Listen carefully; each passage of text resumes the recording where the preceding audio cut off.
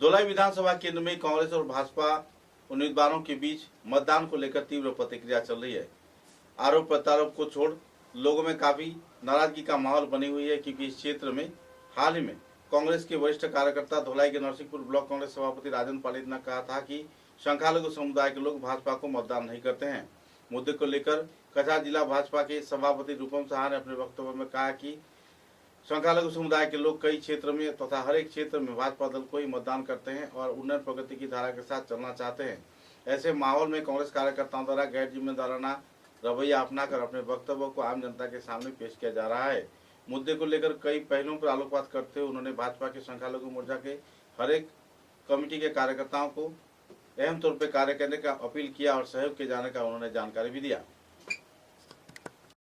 আমরা যেটা মনে করি ধলাই অঞ্চলে কংগ্রেস আজকের দিনে কিছু নাই। এখানে কিছু মুসলিম মানুষ আছে টুকটাক। আজকের কংগ্রেস দল তো মুসলিমের দল, এটা তো ভারতীয় জনতা পার্টি, হিন্দুরা তো খুব একটা যায় না, দুই একজন যায় যারা কংগ্রেসের সঙ্গে আছে।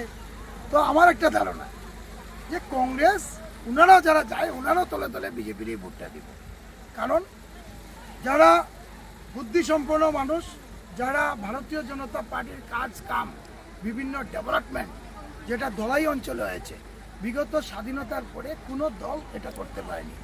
আমরা 10 বছরে ধলাইতে যেভাবে উন্নয়ন হয়েছে, ধলাই ঘরে ঘরে জল পৌঁছেছে, কারেন্ট পৌঁছেছে এবং প্রতিটা মানুষের ঘরে ঘরে বিভিন্ন স্কিম, সরকারি স্কিম পৌঁছেছে।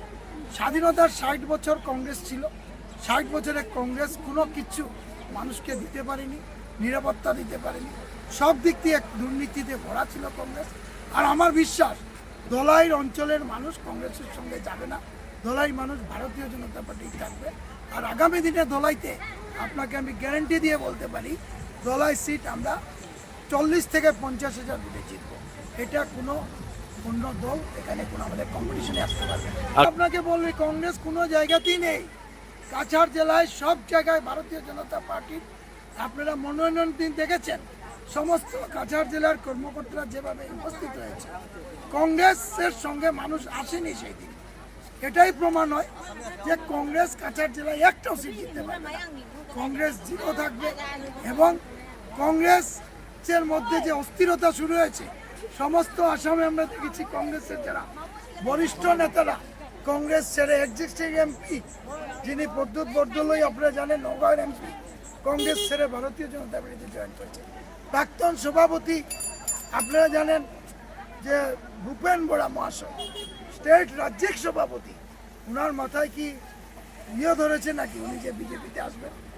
ওনার মাথায় নিশ্চয়ই উনি জানেন যে কংগ্রেস আসামের উন্নতি করতে পারবে না, আর কংগ্রেস সরকারে আসবে না।